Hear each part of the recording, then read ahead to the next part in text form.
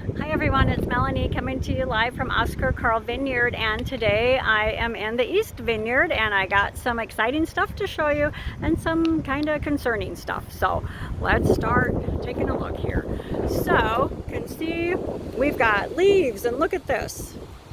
There's these little baby grapes. Yep, so they're actually, these are the vines forming. These are what will turn into the clusters of grapes, and they just, look at those little baby grapes. They're just so cute.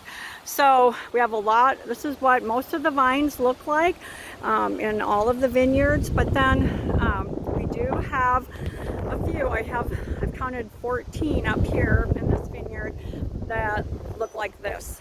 So we're not quite sure what happened, if it's winter kill, but most of these vines, then they are producing some lower growth. So we're not really sure what's going on. This is our first experience with this, but you know, they are not really showing much of anything. Now this one actually does have bud break, you know, so there are some leaves popping out on this one, but it is kind of unusual for these ones that don't have the leaves yet. So we're going to work on figuring out what to do about that. We just think at this point we're just going to see what happens.